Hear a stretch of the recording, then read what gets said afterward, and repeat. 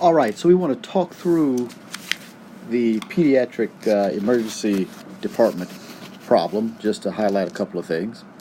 So first, I created a very rough process flow diagram here. We've got an arrival rate, lambda, which is the rate at which customers come into the ED.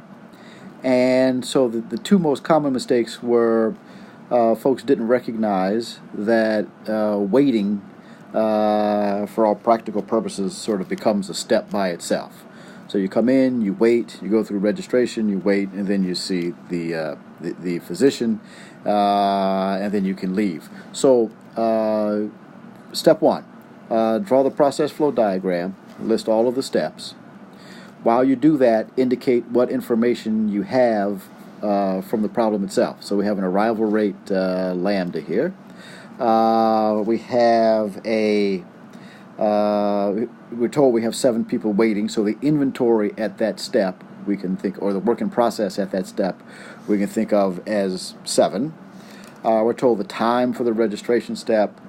We're also told the inventory or the number of folks in the next waiting step, and we're told about the flow, the lambda for the two steps or the two groups that leave the system, those that are admitted and those that receive a prescription. So we can think about this as follows. We have sort of an arrival rate for those that are ultimately admitted, right, which is that 55 per hour times the 10% that get admitted, so that's 5.5 per hour. We have an arrival rate for those that just get a prescription or something and go home, so we have the 55 per hour times 90%, which is the 49.5 per hour. And the critical things to recognize are twofold. Number one, we can apply Little's Law to the two different groups, those that are admitted and those that get a prescription.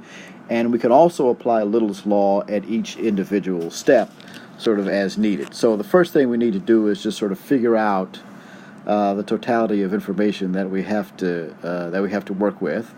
And so for that first step, that sort of waiting step, I'll call it wait 1, we're told that we have a flow of 55 per hour. And we're told that we have a work in process inventory, which I'll just write as I, which is equal to 7. And all Little's Law says is what? Your inventory is equal to your flow times your cycle time. All right, so we're given 2 of those things. Obviously, we can figure out the third one. So we know that 7 equals 55 times a time. And so 7 divided by 55, stop giving me that silly message. 7 divided by 55 equals 0.127, which is in hours, because this was 55 people per hour. Multiply that by 60, and that's how I get this 7.6 minutes. Okay? Next step, we have this registration step. And again, we only have one equation, so that has to be what we're working with. So we got inventory, the number of people being registered, is equal to a flow rate, lambda, times the cycle time. Here we're given a cycle time of 4 minutes. The flow rate, lambda, is still 55, but this is 55 per hour, and this is 4 minutes.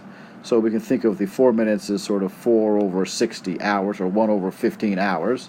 So 55 divided by 15 gives me an inventory, or number of folks at that step, of 3.66, really 3 2/3 patients. Okay? I can go on to the next step, the second time you have to waiting for the physician. And again, we're given an inventory here of 34 equals our lambda, which is just 55 again, times a cycle time. 34 patients divided by 55 per hour gives me 0.62. So I end up with a cycle time of 0.62. Since everything was measured in hours, I know that's 0.62 hours, which turns out to be, I multiply that by 60, so I get 37.1 minutes. Okay, and then for the doctor, we're given 2 different times. So we have sort of a cycle time for those who are admitted of 30 minutes, I'll write this as minutes, or if you prefer, you can say it as a half hour. Same thing. I got the cycle time for those that just get a script, which is 10 minutes, or if you prefer, 1/6 of an hour. Okay, so now we've sort of gotten all of our information together by applying Little's law at each of these steps. At each step, we figured out a time. Okay, so I got the 7.6 minutes for the first step. I got this. And we're already told we got 4 minutes for the second step. We figured out a cycle time 37 minutes for this third step, and then we've got a 30 minutes if you're admitted and 10 minutes if you're not. So to get an average time in the system, I got to look at these two groups. So for those who are admitted, so I'm going to look for a total time. I'll just write that as TT for those who are admitted. They go through the first step, which is 7.6 minutes, the second step, which is 4 minutes, the third step, even though that's just waiting, which is the 37.1 minute,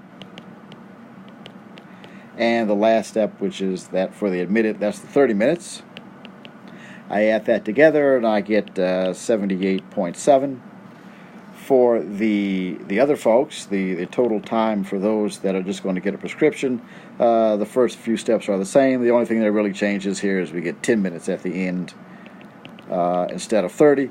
And so that's where the 58.7 comes from. And then to get a sort of global average, if you will, I got 10% times 78.7 and 90% times 58.7. And you calculate that out, and you'll finally end up with that 60.7 minutes. Okay? So again, two key points. Come up with your process flow diagram. Remember that waiting can be treated as a step. Anything that takes time is a step.